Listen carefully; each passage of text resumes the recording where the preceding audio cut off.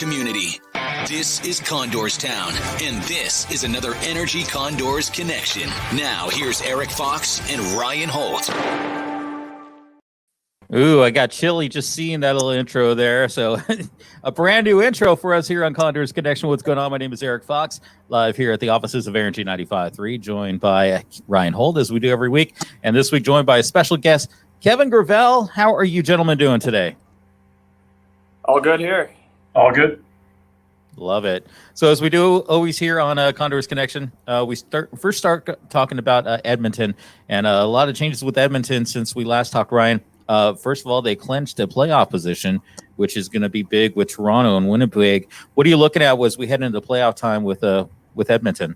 Yeah, it's good. It's good to get some guys some playing time too. Evan Bouchard, former Condor, was here all last year. Scored a goal the other night, so big for him. William Lagesson got into the game as well too. I think Caleb Jones and Ethan Barrett jumping back in tonight. They play Vancouver, so great for them to jump back in and get some playing time. Ryan McLeod's been great for them too, and we saw him, do his thing here in Bakersfield for the entire season. But that's why Kevin probably good for this one too, because Clowder goes up, makes his NHL debut. Can you tell us about maybe your NHL debut, your first call up to the show? Yeah, it was a bit of a whirlwind actually. I was in Ontario, LA's affiliate at the time. We were actually busing up to play San Jose with the rain, so it was a weekday game. We went the night before. Brought only a tracksuit because we were tracksuit on the road, so brought only a tracksuit. I got called up the next morning, the morning of our game, and they were in New York City. Game 2 of a 2-week road trip. So I hop on the plane, head out to New York City to my first taste of the NHL with only my Ontario rain tracksuit for the 2 weeks that I was out there. So I had to scramble and kind of get a suit, dress clothes and all that to kind of, not look like a slob while I was there. So it's just kind of an interesting, like a kind of a cool little, side story there on the exciting time that making your NHL debut is. I got to do mine in my Ontario rain tracksuit. And not a bad first place. I mean, Madison Square Garden, to have your first taste of the Big Ice. How'd that feel? Yeah, it was good. My first game was at Barclays there against the Islanders. Okay. It was a back-to-back. So first night was in Brooklyn and then Madison Square Garden. So like you said, probably not a cooler place to be able to get your first taste there with playing in the Garden there. Just kind of the buzz in that arena is hard to match. Now, Ryan, heading into the playoff situation for the NHL, obviously this year is different with a lot of things. Can you kind of maybe break down a little bit of how the playoff will be different this year for the NHL? Yeah, so the NHL, it's just four teams from each division, and then you'll play out of your division, and then they'll actually reseed, which I kind of like, going into the Final Four. Once they get to the conference finals, there won't necessarily be a conference. It'll kind of just be, 1 versus 4 and 2 versus 3 at that point. So you could get an interesting Stanley Cup final this year. It's not necessarily a Western team versus a Eastern team. It could theoretically be, say Edmonton and Boston, or Toronto and Boston, or Montreal and Boston. Pick an Eastern team.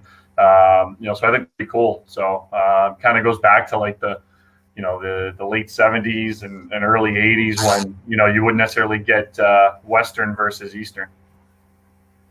So let's definitely keep the playoff talk going as we head to the AHL.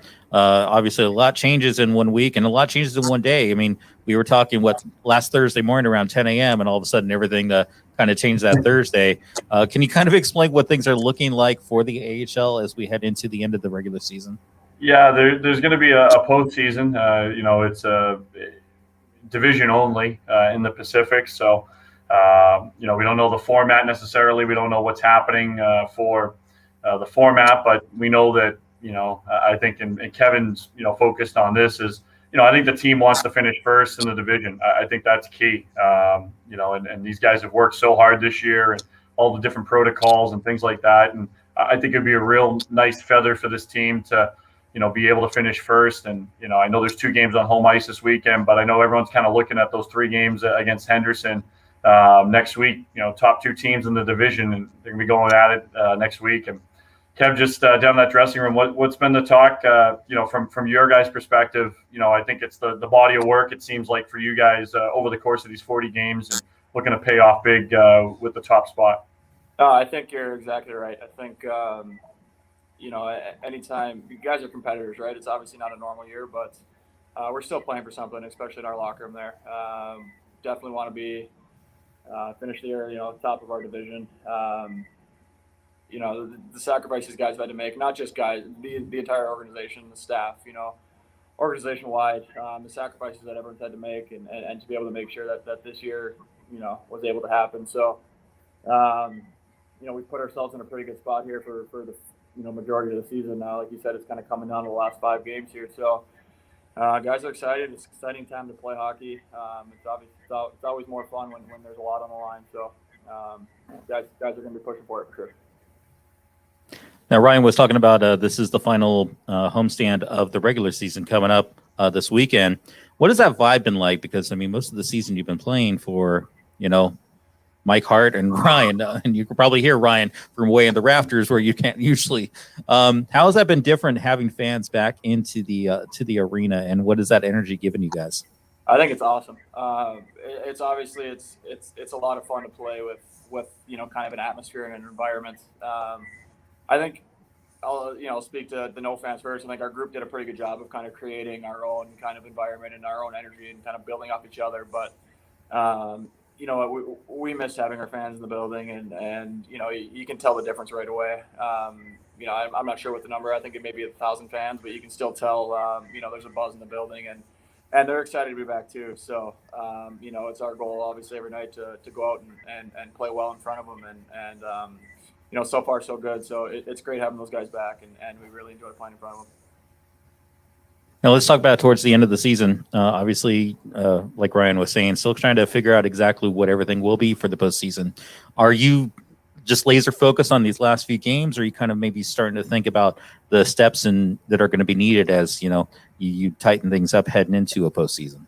No, I think we're still kind of focused on what's ahead. Obviously, we're still playing for something here, and it's going to come down probably to the final game. So, we've still got a lot to play for. We've still got a lot to kind of keep our attention on before we start looking forward. You find yourself getting a little bit of trouble here if you start kind of peeking ahead too far. So, we've still got 5 games left, 2 weeks or whatever it is. So that's still a good chunk of time, and there's still a lot we can tighten up. And like I said, we're shooting for the top spot in the division. So we've certainly got a lot to play for here.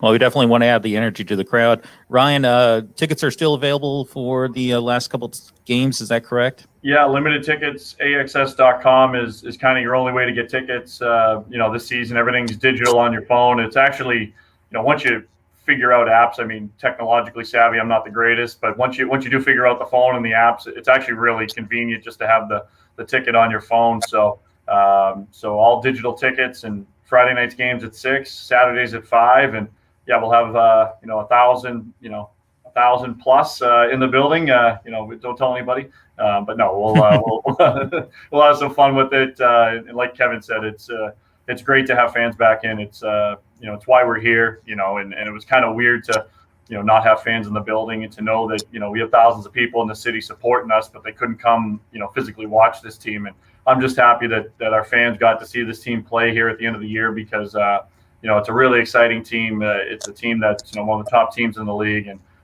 they pay a lot of money to be a part of this and to support it, and for them to be able to see this team down the stretch has been great, and it's been great for the city of Bakersfield, and the only California team playing in their own building and playing with fans. So I think that's a huge feather for this team and for this organization and for this city to have fans in our building, play in our home arena, because that's not the case everywhere around the league. So it's been a fun year.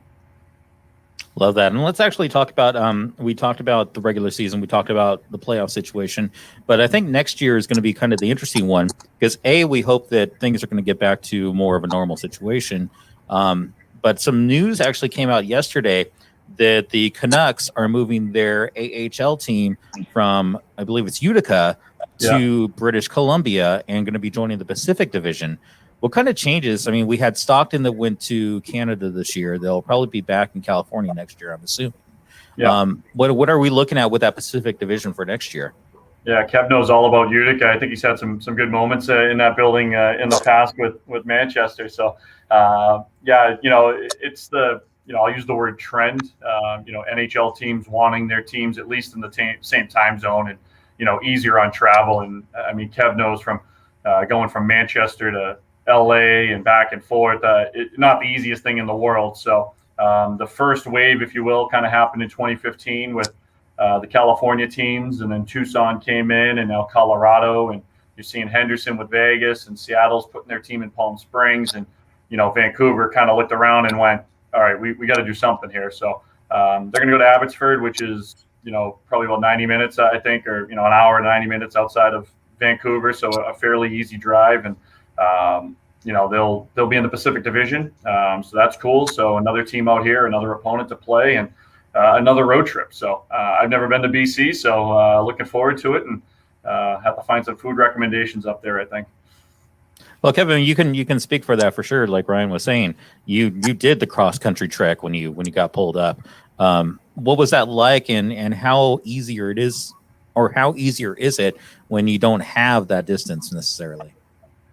Oh, it makes it so much easier when the team is an hour away across the street, whatever there seems to be kind of the trend these days. When we were in Manchester, I know a few guys would get the call, and I think one of our guys' flights got canceled, so he couldn't. He got delayed, missed a game, and things like that. You're in the middle of winter out there, so it's tough when you have a 5-6 hour flight ahead of you to kind of things are out of your control. So speaking from experience with it being in Ontario to LA, just a short hour drive.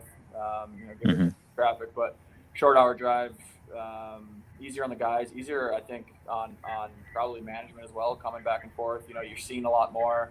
They're able to watch you live a lot more, which is a good thing. They can work with you more, so I think there's a lot of benefits with having your team kind of in the same vicinity as the parent club.